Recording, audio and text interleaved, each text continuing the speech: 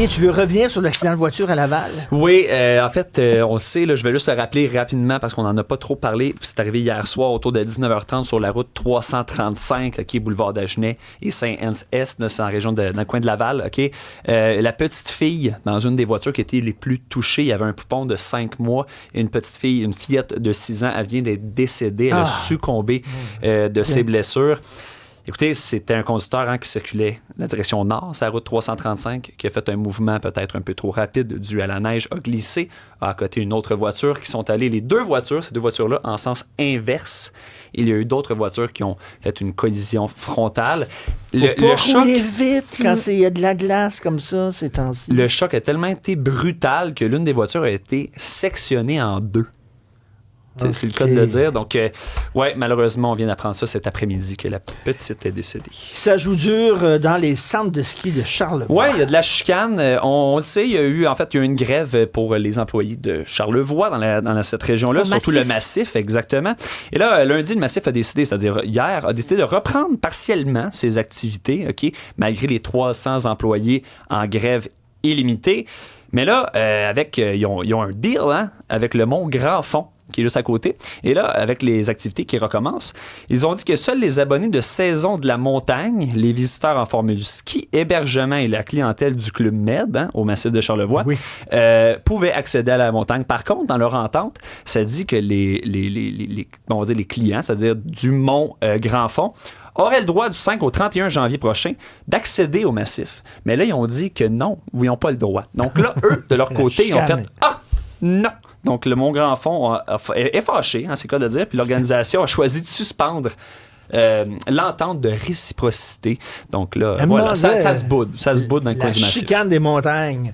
Chicane des montagnes. Stéphanie, les radars. Ben oui, les radars photo, on sait que Doug Ford n'est pas un fan.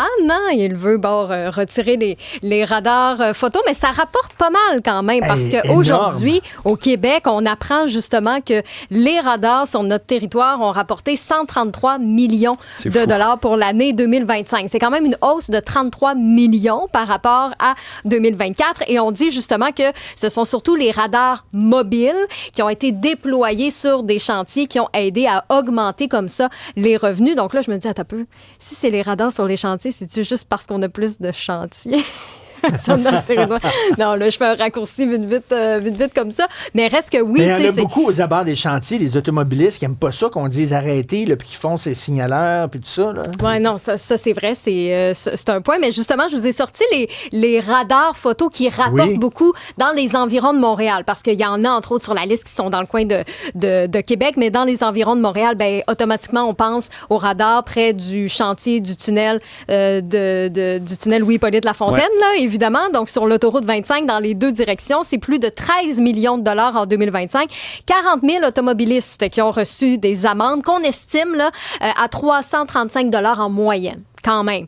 On a ajouté d'ailleurs un troisième radar photo qui est à Longueuil. Lui, c'est 9 millions de dollars aussi. Donc, c'est une grosse cagnotte pour le chantier du tunnel Louis-Hippolyte Lafontaine. L'autoroute 20 à Sainte-Julie, il y a un chantier qui est là aussi. C'est 13 000 usagers qui ont été pris en 2025. Ça, c'est un petit peu plus de 5 millions de dollars pour des amendes qui dépassent 400 $. Dans les radars fixes, l'autoroute 15 Sud à Mirabel, ça, c'est toujours un peu stable. L'année passée, c'était 5,7 millions. Cette année, 5,9 millions. Et l'autoroute 15 Nord à Laval, près du boulevard Sainte-Rose, il y a un radar photo fixe qui est là aussi. On dépasse un petit peu de 3 millions. Il ne doit pas bien ramasser de l'argent parce que 115, c'est tout le temps bloqué.